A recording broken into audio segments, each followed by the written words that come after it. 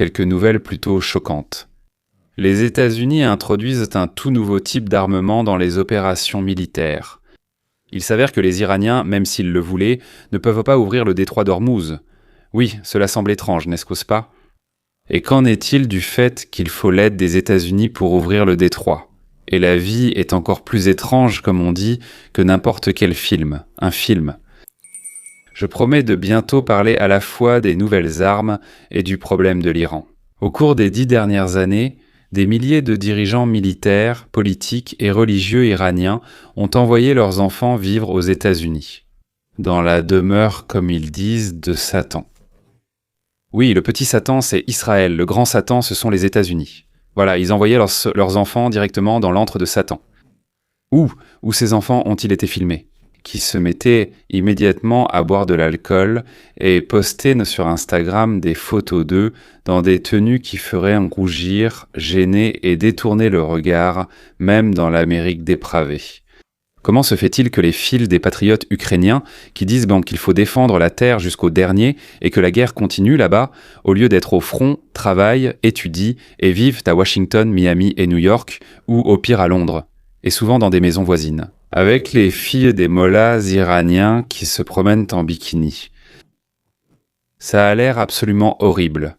Pendant ce temps, certains pères envoient chaque mois 25 000 enfants d'autrui à la mort, tandis que d'autres pères exécutent les filles auprès des autres parce que leur jupe est trop courte ou qu'une mèche de cheveux dépasse du foulard. Nous en parlerons aussi un peu plus tard. Mais commençons par la cuisine politique, dans laquelle, malgré de nombreux obstacles, une trêve de 2 semaines a été préparée, disons fabriquée, préparée. Et qui est cette personne qui peut ordonner à la fois aux militaires et aux chefs religieux en Iran d'arrêter leurs actions? Écoutons un reportage depuis le pays neutre qu'est l'Inde, où l'on raconte les 43 heures de négociations tendues entre Trump et quelqu'un qui, selon Trump, tient parole. Alors, Radhika Savat.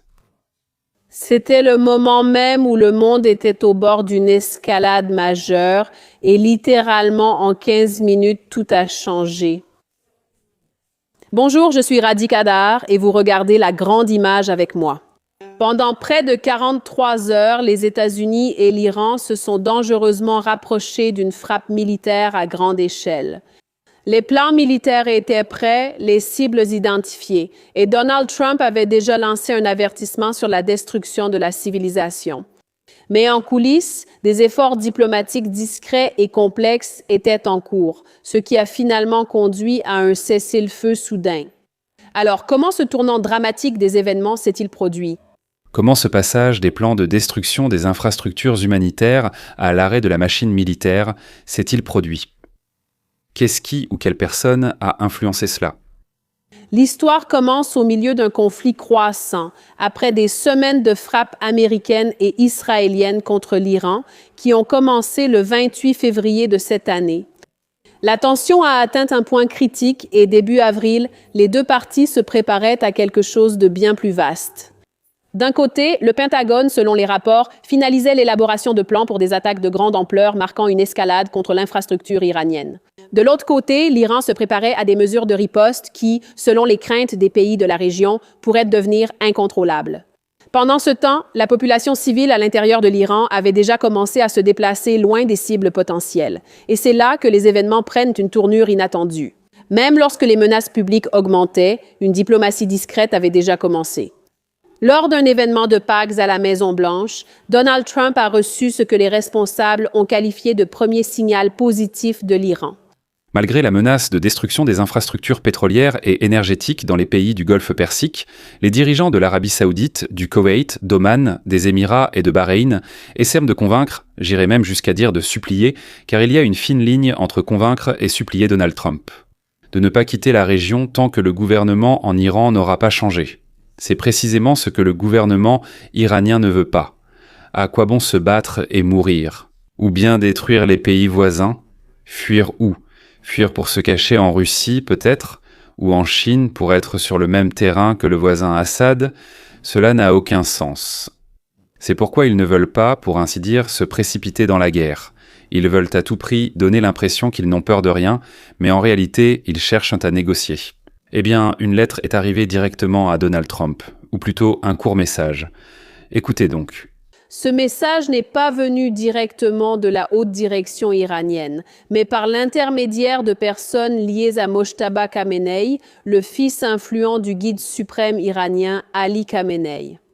Autrement dit, le message est venu du leader désigné de l'Iran, l'ayatollah Mojtaba Khamenei, fils de l'ayatollah Ali Khamenei, tué par un Américain, l'Iran. À partir de ce moment-là, les 43 heures suivantes se sont transformées en une course diplomatique ininterrompue. Des appels téléphoniques étaient passés dans toutes les capitales, les messages étaient transmis, révisés et renvoyés. Et ce qui est particulièrement important, plusieurs pays ont servi de médiateurs. Le Pakistan, la Turquie et l'Égypte ont joué un rôle clé dans le dépassement des divergences. Des dirigeants comme Shehbaz Sharif du Pakistan ont activement participé à pousser les deux parties vers un cessez-le-feu. Pendant ce temps, des canaux diplomatiques reliaient des groupes d'émissaires des États-Unis au ministre iranien des Affaires étrangères, Abbas Araghchi. Mais le contact avec la haute direction iranienne restait extrêmement difficile. Et selon les rapports, les réponses liées au guide suprême de l'Iran étaient transmises non pas directement, mais de manière indirecte, parfois même par le biais de notes écrites plutôt que par des conversations en personne. Le fait que les négociations se déroulent avec des représentants du véritable leadership est confirmé par le fait que, depuis 4 jours, il n'y a pas eu de tir à Hormuz. Cela ne signifie pas que tout va bien, que tout se passe sans accroc, car, premièrement, les parties ne se font pas confiance, et deuxièmement, elles essaient vraiment de se tester mutuellement. Mais cela signifie que le CGRI obéit à celui qui se trouve derrière les négociations. De plus, la Chine a apporté sa contribution. Xi Jinping a appelé, hier je crois, ou avant-hier, l'Iran à calmer la situation. Et en même temps, un autre acteur mondial est entré en scène. Il est rapporté que la Chine a conseillé à l'Iran d'envisager une désescalade, une nouvelle voie pour réduire les tensions sans paraître faible. La décision finale demeurait toujours entre les mains de la direction de Téhéran. Ainsi, d'un côté, l'ayatollah et son entourage ne pouvaient pas permettre que les États-Unis et le monde deviennent tellement hostiles qu'ils visent à détruire le régime. D'un autre côté, ils ne peuvent pas exister sans les revenus du pétrole. Troisièmement, la Chine fait pression pour éviter l'effondrement et une catastrophe dans le secteur du pétrole et du gaz. Parce que la Chine n'en a absolument pas besoin. Avec un autre président des États-Unis, l'Iran aurait pu espérer que les menaces ne seraient jamais mises à exécution. Mais Trump, il a décidé de convaincre le monde entier qu'il est déséquilibré, désespéré, imprudent et l'exact opposé d'un homme politique normal. Ce qui veut dire qu'il est dangereux. Et il a écrit un texte unique qui ne ressemble à rien d'autre. Eh bien, sur son propre Truth Social. Je pense que ce texte entrera dans l'histoire de la diplomatie, comme beaucoup de choses qui se sont passées pendant cette guerre, pendant sa préparation. Une civilisation entière va mourir. Cette nuit, pour ne plus jamais renaître. C'est une sacrée déclaration, non? Une civilisation va mourir. Je ne veux pas que cela arrive. Mais c'est probablement ce qui va se passer. Cependant, maintenant que nous avons obtenu un changement de régime total et définitif, il veut dire qu'ils ont tué tous ceux qui dirigeaient, et d'autres ont pris leur place. En réalité, ce sont leurs subordonnés. C'est déjà le 3e niveau de subordination. Donc formellement, ce n'est pas un changement de régime. Mais tous ceux qui représentaient auparavant le régime ont tous été éliminés. Ils sont déjà dans l'au-delà. Donc il y a bien eu un changement de régime. À la tête de l'Iran, il y a maintenant d'autres dirigeants plus intelligents et moins radicaux. Peut-être qu'il se passera quelque chose de révolutionnaire et de magnifique. Qui sait? Nous le saurons aujourd'hui. Avant cela, Trump a écrit « Mardi sera le jour des centrales électriques et le jour des ponts. » Tout en un. Il n'y a jamais eu rien de tel en Iran, ouvrez. Ensuite, une expression vulgaire. Détroit. Vous. Encore des grossièretés. Où vous vivrez en enfer. Et ensuite, il a carrément choqué les mollahs en écrivant « Gloire à Allah ». Alors, à votre avis, compenser les Iraniens, Probablement que Trump est un psychopathe déséquilibré qui peut se moquer de tout et commencer à faire ce qu'il pensait qu'il ne ferait jamais, à savoir brûler ses chances de gagner les élections de novembre. Autrement dit, Trump les a convaincus, ainsi que les démocrates américains, qu'il était incontrôlable. D'ailleurs, les démocrates ont immédiatement commencé à exiger une expertise psychiatrique. Et ils se sont mis à crier que oui, il est fou, il va frapper l'Iran avec une bombe atomique, il va détruire la civilisation, il a perdu la raison. Ce qui a encore plus convaincu les Iraniens qu'il fallait agir rapidement, au minimum calmer Trump. Et ils ont proposé 2 semaines de trêve. L'idée était simple, mais elle était cruciale. Mettre fin aux hostilités, rouvrir le détroit d'Ormuz et créer les conditions pour conclure un accord à long terme. Mais même dans ce cas, rien n'était garanti.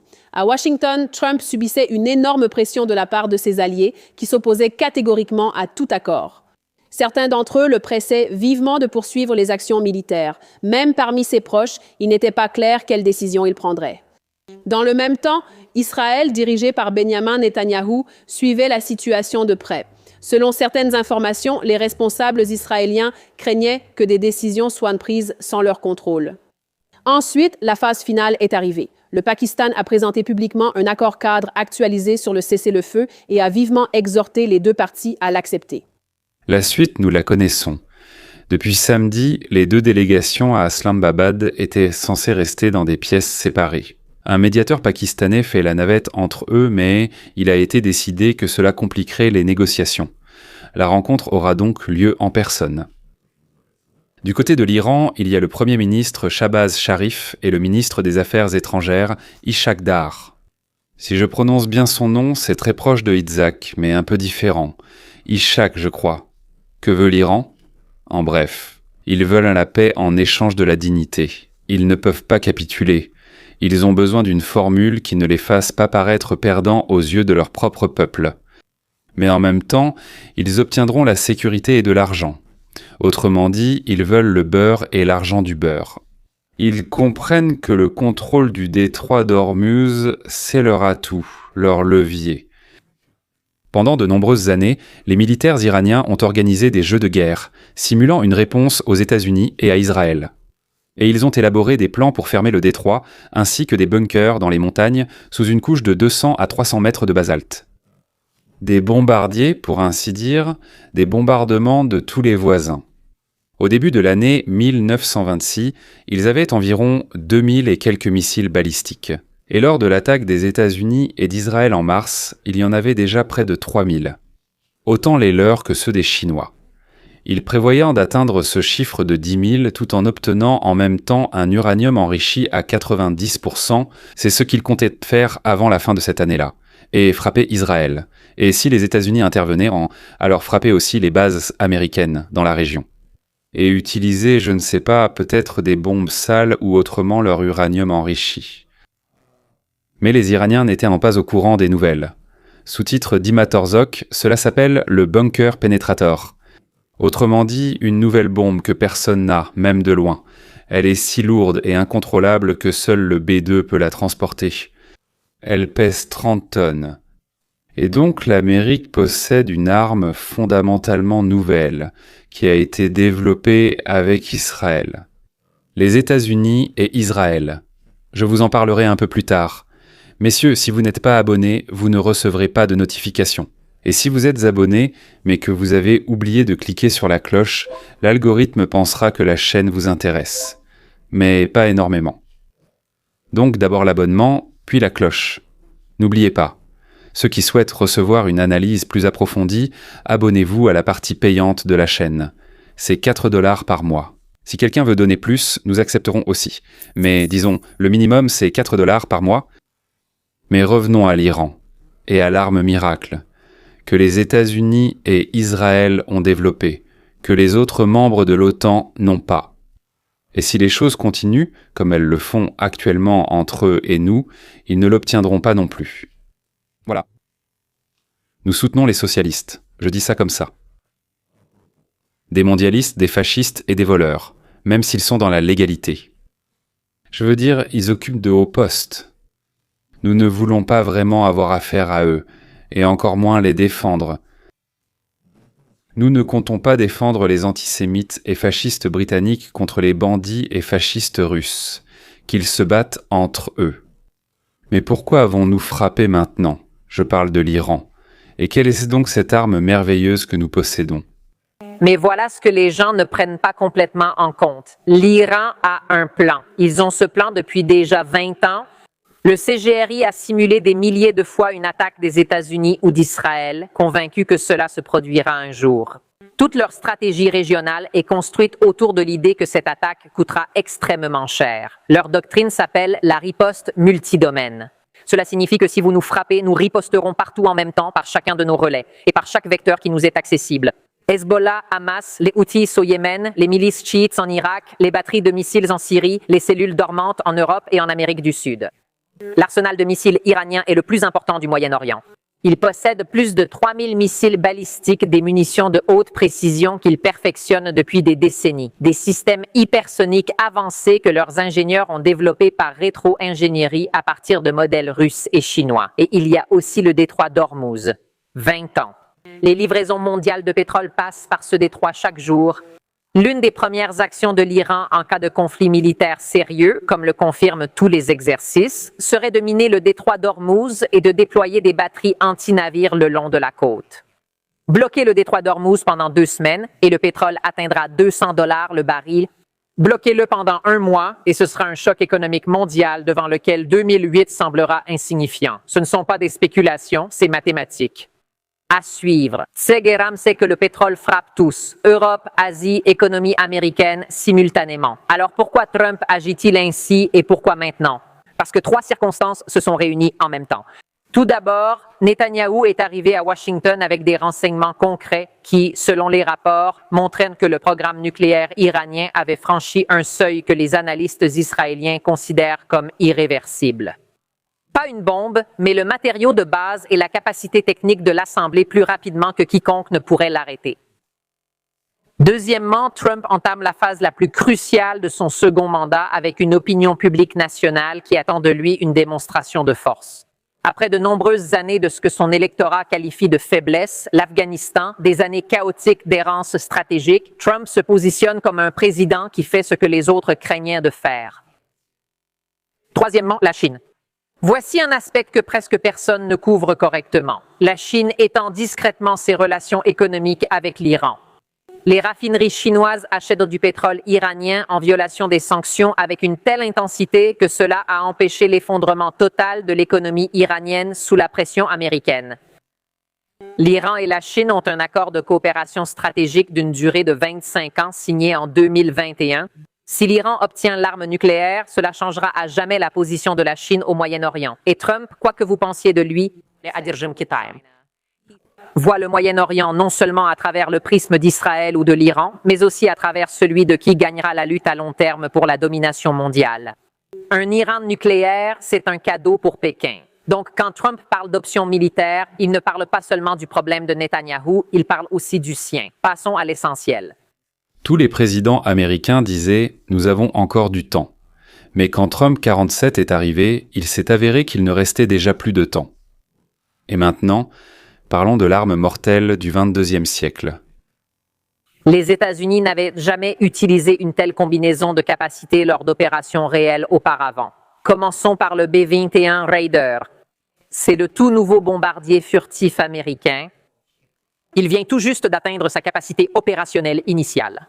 Il est plus petit que le B-2 moins cher à exploiter et possède une architecture ouverte qui permet de moderniser l'armement plus rapidement que n'importe quelle autre plateforme. Le B-21 est-il déjà déployé sur le théâtre des opérations?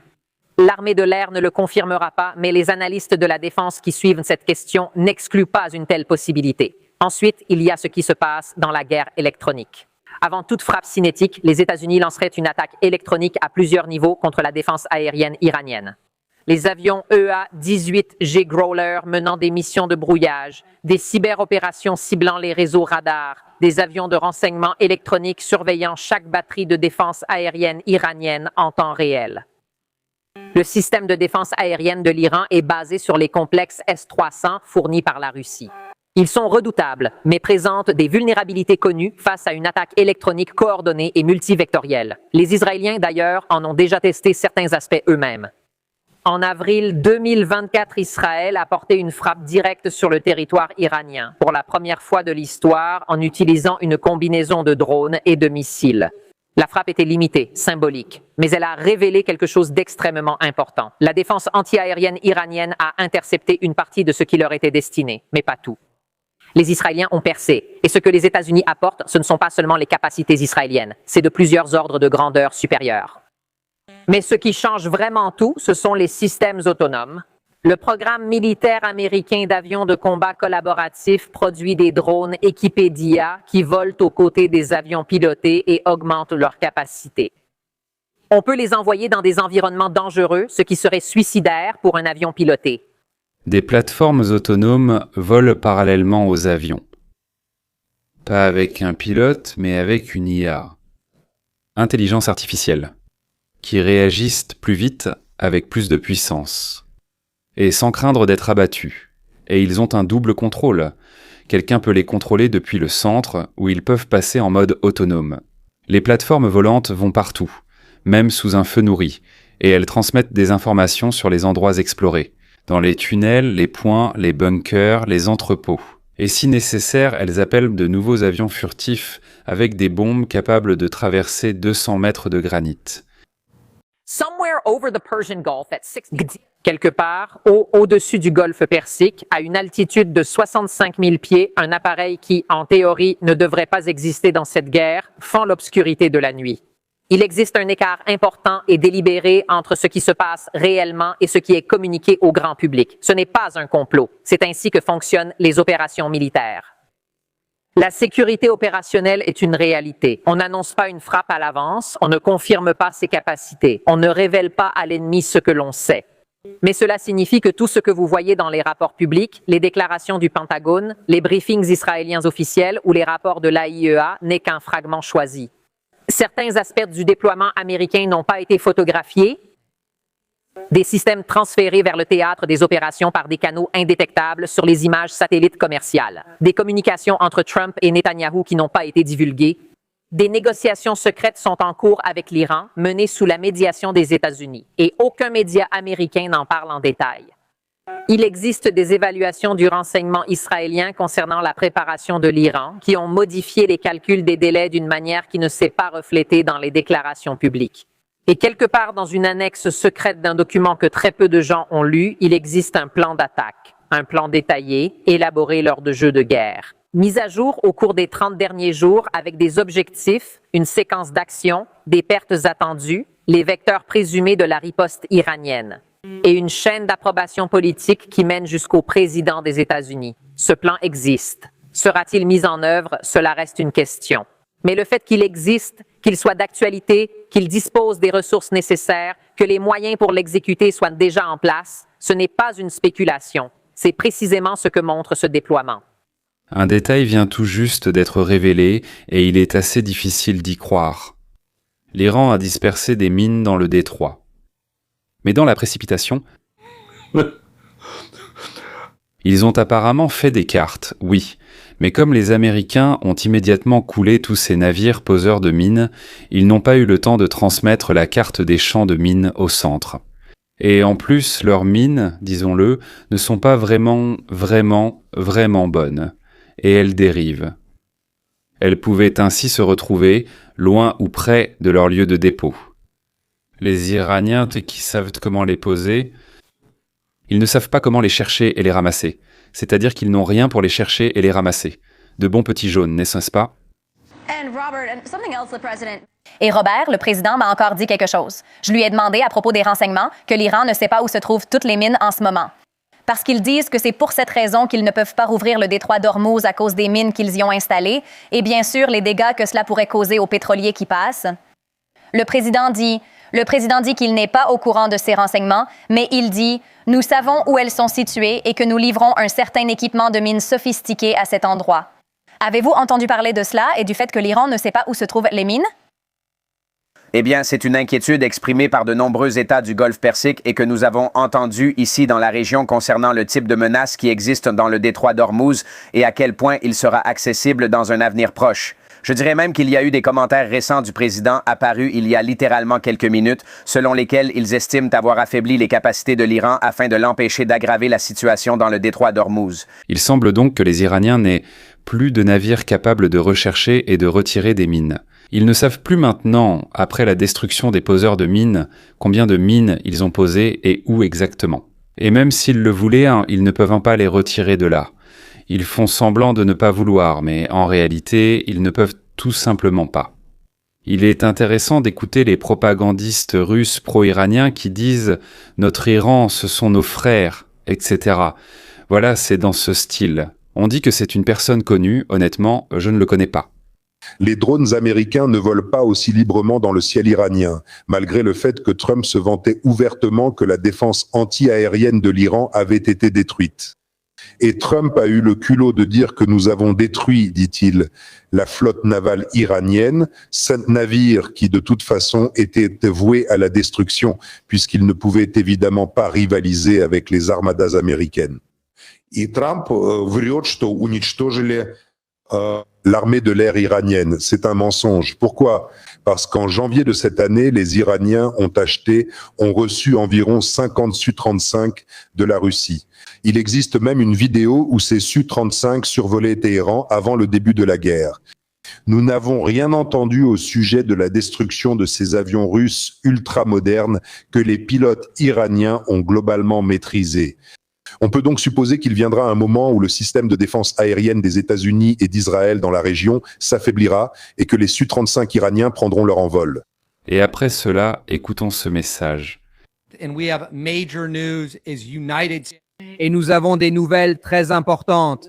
Des navires de la marine des États-Unis sont entrés d'urgence dans le détroit d'Ormuz sur fond de négociations en cours entre l'Iran et les États-Unis au Pakistan, ainsi que des bombardements continus au Liban. Ce qui pourrait devenir une énorme raison de l'échec de ces négociations. Alors, c'est un événement majeur depuis que le cessez-le-feu a été annoncé mardi soir par le président Donald Trump. Et voici une nouvelle urgente de Barak Ravid d'Axios qui a rapporté que plusieurs navires de la marine des États-Unis ont traversé le détroit d'Ormuz ce samedi, c'est-à-dire aujourd'hui, le 11 avril. Un porte-parole américain a affirmé que cette action n'avait pas été coordonnée avec l'Iran, une première depuis le début de la guerre. Et le fait que cela n'ait pas été coordonné avec l'Iran aura une importance cruciale. Restez avec nous pour ne rien manquer. Nous allons maintenant vous montrer des images du destroyer américain Michael Murphy traversant le détroit d'Ormuz. Donc ce détroit se trouve juste ici. Vous pouvez voir l'île de Keshm, la ville de Bandar Abbas. Et là-bas, en ce moment même, le navire de guerre américain de la marine des États-Unis, le destroyer USS Michael Murphy, avance dans le détroit dangereusement, voire de façon choquante, en s'approchant très près du territoire iranien, puis traverse le détroit d'Ormuz. C'est une démarche très significative. Ainsi, les Iraniens auraient averti qu'ils couleraient ces navires, qu'ils attaqueraient ces navires si ceux-ci ne quittaient pas la zone dans les 30 minutes.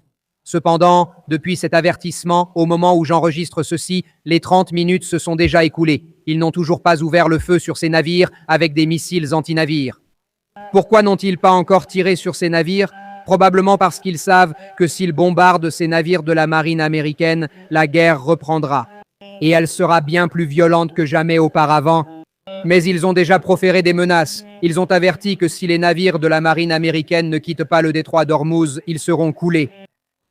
Mais encore une fois, je tiens à souligner tout particulièrement que le délai de 30 minutes est déjà largement écoulé. Et au moment où je filme ceci, ces navires n'ont pas été, je répète, n'ont pas été bombardés. Mais l'Iran continue sans aucun doute de proférer des menaces. C'est drôle, n'est-ce pas?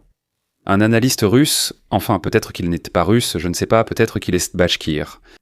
Et il dit que l'Iran cache des avions. Au fait, pourquoi il cache des avions? Pourquoi ces avions ne se sont-ils pas opposés aux avions américains? Et quand la défense aérienne des États-Unis et d'Israël s'affaiblira, et quand est-ce qu'elle s'affaiblira? Ces avions apparaîtront. Eh bien, russe veut dire excellent. Excellent dans le sens différent de bon. Et ils vaincront tout le monde. Et au même moment, les navires américains entrent dans le détroit d'Ormuz. Donc 2 navires de guerre viennent d'entrer dans Hormuz, n'est-ce pas? Ils sont menacés. Ils ont même utilisé des drones contre eux. Donc, mais pour les drones, ce n'est pas clair. Soit ils sont tombés tout seuls, soit ils ont été abattus, soit ils ont été contraints de faire demi-tour. En gros, ils ont envoyé des drones, puis les navires ont continué à avancer. Pourquoi ont-ils été envoyés là-bas? C'est très simple, ils cherchent et récupèrent. Ce sont justement ces mines que les Iraniens ne savent pas où elles se trouvent. Voilà. Oui, voici encore une voix russe, mais cette fois venant des États-Unis. Eh bien, Trump a l'habitude de faire ainsi. C'est un culte. Donc, il doit tout leur dire, et eux doivent se taire et rester au garde à vous. Peut-être que le culte commence à s'effondrer, parce que le leader commence à attaquer ceux qu'il ne pensait pas qu'il attaquerait. Parce que les magiciens leur avaient expliqué que ce serait Kamala Harris qui vous mènerait à la guerre, qui vous enverrait à la guerre, et non le grand pacificateur Trump. Il s'est avéré que Trump était un pacificateur en 2025, et en 2026, il est déjà prêt à construire des arcs pour célébrer ses victoires militaires qu'il n'avait pas encore en 2025, et en 2026 déjà, donc il faudra y inclure l'Ukraine, l'Iran, et qui d'autre encore, Cuba, le Venezuela. L'arc sera grand, il y aura de la place pour tout le monde. J.D. Vance doit tous nous sauver. Et c'est vraiment notre négociateur. Il crée, il dit, Trump est là, J.D. est là, Steve est là, Jared est là, tout le monde est là-bas. À Islamabad, des négociations ont lieu aujourd'hui. Ordinateur VM, résumé de la jeunesse, It's Alive. Tu sais, il sera difficile de trouver un accord, parce que, eh bien, nous savons fondamentalement que, d'un côté, c'est Trump qui prend la décision, et puis il y a un certain Jared Kushner ou un certain J.D. Vance. Et de l'autre côté, J.D., oui, de l'autre côté, ils ont reçu le message d'aller négocier et probablement d'accepter tout ce que l'Iran dira. Oui. C'est tout.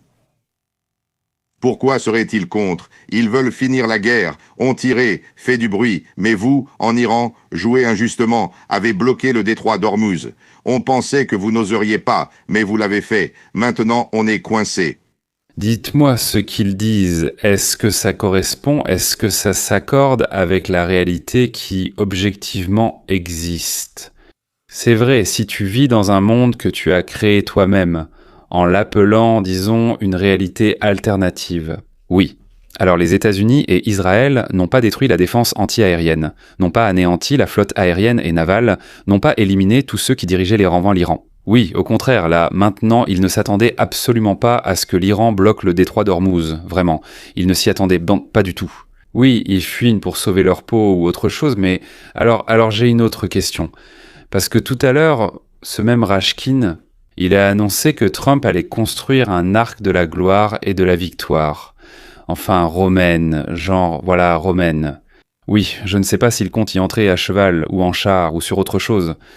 Pourquoi construit-il ce cadre de la victoire, donc l'arc de la victoire? À propos de la victoire en Iran, à Cuba, au Venezuela et en Ukraine. Comme nous l'a dit Rashkin, donc voilà le présentateur. Sotospik, il a oublié de mentionner l'Arménie et l'Azerbaïdjan, la Thaïlande et le Cambodge, l'Inde et le Pakistan, les accords d'Abraham et tout le reste. D'ailleurs, si quelqu'un a fait autant, je suis prêt à payer ma part de l'arc, si Trump la veut. En vérité, je pense que dans les rêves mouillés de Rashkin, il se passe quelque chose qui n'a absolument rien à voir avec notre réalité. Mais le plus intéressant, c'est que non seulement lui, mais aussi les présentateurs ukrainiens sont remplis de haine envers la personne qui tient leur destin entre ses mains. C'est-à-dire qu'ils détestent Trump d'une haine immense parce que Trump peut les aider à se débarrasser des Russes. Oh, c'est génial, non? Et leur vie est en jeu, mais ils continuent de haïr Trump, malgré cela ou à cause de cela, je ne sais même plus. Après tout, je ne suis pas psychothérapeute, n'est-ce pas? Et je ne suis même pas psychiatre. Et Rashkin, bien sûr, est un provocateur, et leur vie est en jeu. Voilà ce que ça veut dire quand les émotions coupent le cerveau. Je parle des présentateurs et commentateurs ukrainiens. Bien que, en disant cela, j'admets en quelque sorte qu'ils ont un cerveau. Je n'en suis pas sûr du tout. Voilà une autre boîte, on la voit. Voilà, il y en a, ils leur parlent. Peut-être qu'ils mangent aussi, ils ont des oreilles, ils écoutent Rashkin. Mais j'ai des doutes sur le cerveau. Pour finir, comme promis, la suite. Et maintenant, en particulier, une personne comme l'apparente de Qassem Soleimani, c'est-à-dire la personne même dont il est question dans cette déclaration. Elle menait une vie extravagante et luxueuse à Los Angeles. Et elle ne respectait absolument aucune, vous savez, des lois sur la modestie que la République islamique impose aux femmes dans son propre pays. C'était un exemple flagrant d'hypocrisie. La diaspora iranienne, en particulier, célèbre cela sans aucun doute. Alors que les Iraniens subissent une répression brutale, les élites du régime mènent une vie luxueuse aux États-Unis et l'administration Trump agit. Aïcha Hassan, notre correspondante à la Maison-Blanche, nous rapporte en direct depuis Washington. Bonjour Aïcha. Aïcha. Bonjour Sandra. Tu sais, c'est scandaleux. En Iran, les femmes sont fouettées, battues, aspergées d'acide, voire tuées simplement parce qu'elles montrent leurs cheveux. Pendant ce temps, les proches de figures influentes iraniennes aux États-Unis agissent comme les Kardashian. Hier, nous vous avons parlé de la nièce et de la petite-nièce du général assassiné Qassem Soleimani qui exhibent leur vie luxueuse ici, sur le sol américain. Leurs visas sont en train d'être révoqués. Et maintenant, nous découvrons d'autres proches de hauts dirigeants iraniens qui enseignent à des étudiants américains ici, dans notre pays. Selon le New York Post, Issa Hashemi, Issa comme Jésus, le nom arabe de Jésus, est le fils de la figure influente iranienne Massoumeh Ebtekar. Il vit à Los Angeles et apparemment il y enseigne. Sa mère, connue sous le nom de Mary la crieuse, était porte-parole lors de la crise des otages à l'ambassade des États-Unis. Nous nous souvenons tous très bien de cela. Fox l'a contacté à 2 reprises, mais n'a pas reçu de réponse, même si le nom d'Issa figure toujours sur le site de Chicago. Pendant ce temps, Leila Khatami, la fille de l'ancien président iranien, est professeure à l'Union College. Et la fille d'un autre dirigeant iranien était professeure associée à l'université Emory, jusqu'à ce qu'elle soit renvoyée. Katie Miller déclare que le président et le secrétaire d'État Marco Rubio envisagent actuellement de révoquer les visas de 34 000 membres de l'élite iranienne présents aux États-Unis. 3 ou 4 000 enfants de dirigeants iraniens, de mollahs, d'officiers et de la police secrète vivent dans le pays du grand Satan. C'est-à-dire chez nous, aux États-Unis, dans ce même pays que leurs pères et mères appellent, chaque jour, à détruire. Et à l'intérieur de l'Iran, ces mêmes personnes, leurs pères, leurs mères et d'autres comme eux, tuent, disons, des gens pour bien moins que ce qu'ils se permettent ici et en Europe. C'est-à-dire que l'homosexualité est punie de mort. Pour le fait que des cheveux dépassent du foulard, c'est la mort. Pour le fait que la robe est plus courte que ce que prévoient les lois sur la pudeur, eh bien pour ne pas être original, c'est la mort. Oui, un pays merveilleux, avec des lois étranges. Pourquoi alors 4000 personnes très bien payées, des hauts fonctionnaires, des hauts dirigeants de l'Iran ont envoyé leurs enfants vivre en Amérique, où ils ne portent même pas de foulard sur la tête et où leurs jupes ne couvrent même pas leurs sous-vêtements. Et les hommes boivent de l'alcool et couchent avec qui ils veulent, y compris avec des boucs. Voilà une démonstration absolument géniale de ce qui est permis à Zeus, mais qui n'est pas permis aux veaux, même à ses propres rejetons.